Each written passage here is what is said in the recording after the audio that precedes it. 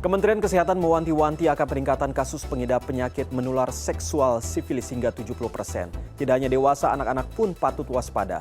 Dan malam ini saya akan berbincang dengan Sekretaris Umum Perhimpunan Dokter Spesialis Kulit dan Kelamin Indonesia, Dr. Hani Nilasari SPKK. Halo, selamat malam dokter, apa kabar? Selamat malam, kabar baik. Alhamdulillah. Alhamdulillah. Dokter, langsung saja dokter. Ini berbicara soal penyakit sifilis. Ini data yang disampaikan Kemenkes terkait dengan peningkatan kasus pengidap penyakit sifilis hingga 70%. Ini seperti apa kenyataannya di lapangan? Apakah betul-betul data itu sampai sebanyak itu, setinggi itu, sampai 70%? Ya, terima kasih. Kalau bicara tentang sifilis, tentunya kita harus tahu dulu ya, apa itu sifilis ya. Sifilis itu adalah suatu kelainan atau infeksi yang utamanya disebabkan oleh karena aktivitas seksual yang beresiko. Kejadiannya adalah orang yang mempunyai penyakit menularkan infeksinya kepada orang lain pada saat aktivitas seksual yang beresiko. Tetapi tentunya bukan hanya aktivitas seksual saja yang bisa menularkan, tetapi juga dari ibu yang mengandung dan kemudian ibu ini memang ada infeksinya dan kemudian menularkan kepada anaknya karena tentunya kita tahu ada darah yang bertukar antara ibu dan bayi ya, yang ya kita sebut plasenta. Nah, disitulah infeksi bisa terjadi. Tentang angka, ini adalah rilis Kementerian Kesehatan dan rasanya kita harus mengantisipasi dan mewaspadai. Kalau misalnya memang sudah dilakukan perhitungan data dan tentunya Kementerian Kesehatan rilis data yang sahih begitu ya dari berbagai macam sumber fasilitas kesehatan, tentunya memang kita harus betul-betul hati-hati dan waspada. Tadi juga disampaikan bahwa infeksi ini bisa terjadi pada orang dewasa, pada anak-anak dan bahkan pada bayi. Dokter, ini berbicara soal infeksinya sendiri, ini sebenarnya semenakutkan apa sih sehingga ini patut kita waspadai selain dampaknya tentunya terhadap anak-anak? Ya, jadi kalau misalnya terkenanya pada orang dewasa, ada gejala awal yang disebut sifilis stadium 1. Gejalanya berupa luka ya, jadi luka di area yang berkontak pada saat kita melakukan aktivitas seksual yang beresiko, apalagi berganti-ganti pasangan, kita bisa mendeteksi adanya suatu luka di area genital kita. Bukan hanya itu, kalau aktivitas seksualnya dilakukan juga via mukosa oral atau mulut begitu, ini bisa juga kejadian lukanya ada di area sekitar mulut dan bahkan di dubur. Karena luka itu cuma satu dan kemudian dia umumnya tidak bergejala sakit, sehingga biasanya pasien-pasien kita abai. Sehingga fase itu terlewati dan kemudian masuklah ke fase stadium 2. Nah, stadium 2 ini kumannya sudah yang Treponema pallidum tadi sudah masuk ke dalam aliran darah dan sudah mulai menginfeksi berbagai macam organ-organ vital. Salah satunya adalah organ mata, kemudian organ kulit ya. Dan itu bisa menjadi suatu penyakit. Dan ini juga sudah masuk ke kelenjar getah bening. Pada bayi-bayi tadi sudah disampaikan bahwa bisa terjadi abortus ya, artinya keguguran. Jadi ibu mengalami keguguran pada saat bayi dikandungnya. Atau kalau misalnya bayinya lahir, bayinya bisa lahir cacat. Tentunya berbagai macam kecacatan bisa terjadi dan itu menyerang organ-organ vital. Berarti ini artinya bahwa tidak hanya di bagian kelamin saja yang akan mengalami penyakit tersebut, luka dan lain sebagainya, tetapi bisa ke bagian-bagian lainnya seperti mulut, seperti itu yang tadi dokter jelaskan. Betul sekali. Jadi kalau misalnya aktivitas kita menggunakan berbagai macam organ, misalnya mulut, kemudian dubur atau anus, itu bisa saja infeksi atau lukanya terjadi di area tersebut. Penyebab lukanya itu apakah dari bakterinya sendiri atau karena gesekan dan lain sebagainya, dokter? Ya, itu terjadi karena bakterinya sendiri. Bakteri menginvasi atau masuk ke dalam area yang memang terfriksi ya pada saat kita melakukan kontak seksual yang beresiko. Nah, ini menarik kalau misalnya memang jangan sampai ini terjadi terhadap kita ataupun keluarga kita ataupun siapapun begitu, dokter. Tetapi kalau misalnya memang sudah ada terdeteksi ada hal-hal yang mungkin saja dengan ciri-ciri luka seperti itu, apakah itu artinya bahwa kita langsung bisa mengartikan bahwa itu adalah bisa dikatakan sebagai penyakit raja singa atau sebenarnya harus dicek juga oleh dokter atau Iya. seperti apa penanganannya dokter? Ya, betul sekali bahwa dengan melihat adanya suatu luka di area yang tadi disampaikan, tentunya kita tidak serta-merta bisa menyimpulkan bahwa ini adalah suatu infeksi karena Treponema pallidum. Tentunya diperlukan pemeriksaan dan ini bisa dilakukan pemeriksaannya ke dokter umum ya, artinya fasilitas kesehatan tingkat pertama ini juga sudah bisa melakukan pemeriksaan. Dan kemudian nanti dari pemeriksaan itu tentunya akan dilanjutkan dengan pemeriksaan laboratorium dengan mendeteksi adanya suatu infeksi karena treponema di darah, itu bisa disimpulkan bahwa ini betul terjadi karena sifilis atau bukan. Kalau tadi dokter mengatakan bahwa sumbernya itu adalah biasanya karena dari hubungan seksual dan lain sebagainya. Kalau misalnya memang sampai ke arah mulut dan lain sebagainya, apakah ini artinya bahwa sebenarnya untuk penularan penyakit ini tidak hanya melalui hubungan seksual saja, tetapi bisa mungkin saja melalui sentuhan dan lain sebagainya, begitu dok?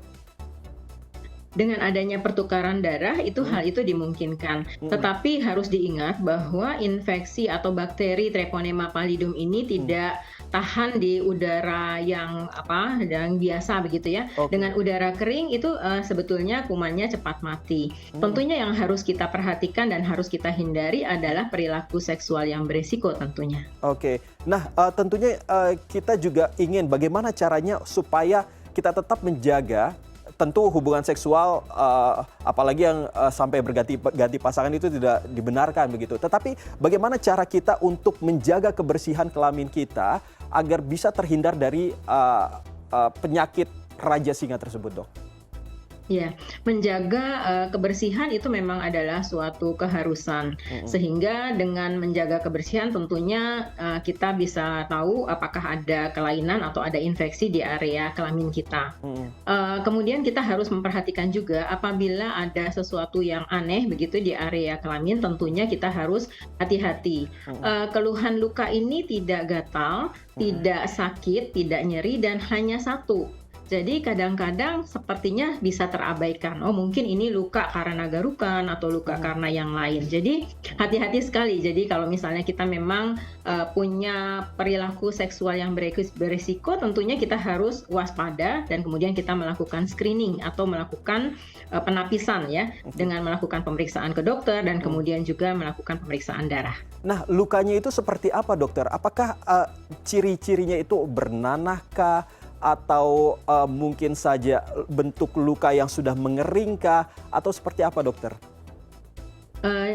Lukanya hanya satu di area yang tergesek pada saat melakukan kontak seksual tersebut, satu dan bersih, dasarnya bersih, jadi tidak ada nanah tadi ya, tidak ada nanahnya, tidak ada korengnya, dan kalau misalnya kita perhatikan area tepinya itu agak menonjol di atas permukaan kulit.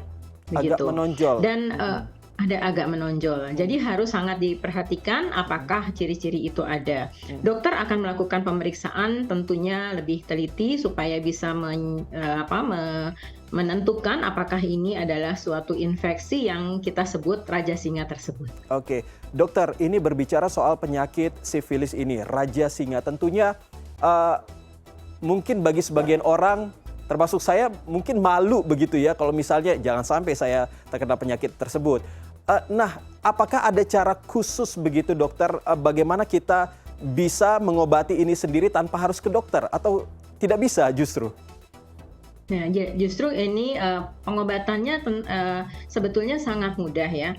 Dokter akan menentukan jenis antibiotik yang memang baik atau memang terpilih untuk penyakit ini, sehingga tidak disarankan untuk mengobatinya sendiri. Tentunya dengan kehati-hatian dan kemudian menghindari rasa malu. Kan kita sakit ya, kalau kita sakit tentunya kita harus mencari pertolongan ke dokter ya. Paling tidak dokter akan melakukan pemeriksaan dan kemudian menduga apakah ini betul suatu penyakit yang tadi disampaikan bahwa ini adalah infeksi Treponema pallidum. Dokter, tentunya juga masyarakat ingin tahu sebenarnya bagaimana cara untuk mengatasi hal tersebut. Selain tidak berhubungan ganti-ganti pasangan, bagaimana baiknya kita menjaga agar kita terhindar Ya. dari penyakit tersebut?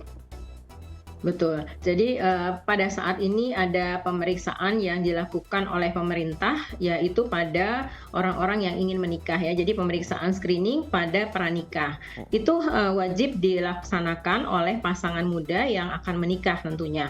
Dengan terlihat bahwa tidak ada kelainan atau tidak ada infeksi yang terdeteksi pada pasangan tersebut, tentunya kita merasa aman untuk melakukan pernikahan dan kemudian bisa langsung hamil. Begitu juga pada ibu-ibu yang hamil di awal-awal trimester, biasanya dianjurkan untuk melakukan pemeriksaan darah ya. Jadi ada program khusus dari pemerintah yang menginstruksikan seluruh ibu hamil dilakukan pemeriksaan dan kemudian dilakukan screening untuk darahnya. Sehingga kita bisa terbebas dari infeksi ini. Baik, padahal tadi pertanyaan yang ingin saya tanyakan terkait dengan anak, tentunya masih terkait dengan khususnya ibu hamil begitu dok. Ya. Kalau seandainya memang sudah ada ibu yang hamil begitu, tetapi dia tidak tahu kalau dia ternyata terkena penyakit Raja Singa. Nah, apakah ini artinya harus menggugurkan kandungan? Jangan sampai ya. Apakah ada hal lain yang bisa dilakukan oleh ibu hamil tersebut agar bayinya tetap aman? Ya, sebetulnya dokter akan memilihkan yang terbaik untuk ibu tersebut ya. Pengalaman di klinik ini tentunya kita berkolaborasi dengan berbagai macam dokter spesialis ya. Misalnya dokter spesialis anak dan dokter spesialis kebidanan, kandungan dan kebidanan ya. Jadi kalau misalnya memang terdeteksi ibu mengalami infeksi ini, akan mudah sekali dilakukan pengobatan dengan melakukan injeksi antibiotik ya. Dengan satu kali injeksi dianggap ini sudah adekuat untuk memberantas infeksi ini. Jadi tidak ada alasan untuk takut ya. Jadi ibu hamil pasti akan ada obatnya. Kemudian kita akan melakukan monitoring terhadap bayi yang dikandungnya sampai bayi itu lahir. Tentunya kalau misalnya ada indikasi untuk melakukan pengobatan pada bayi, dokter akan memilihkan jenis antibiotik yang terbaik dan kemudian bayi akan diinjeksi dengan antibiotik tersebut, dan bayi akan dimonitoring terus sampai dia terutama tentang tumbuh kembangnya ya sampai usia 2 tahun. Baik, berarti ini artinya bahwa tidak perlu takut ataupun malu untuk bisa berkonsultasi dengan dokter terkait dengan penyakit kelamin ya dok ya. Terima kasih Dr. Hani Nilasari, Sekretaris Umum Perdoksi sudah bergabung dengan kami di CNN Indonesia Connected.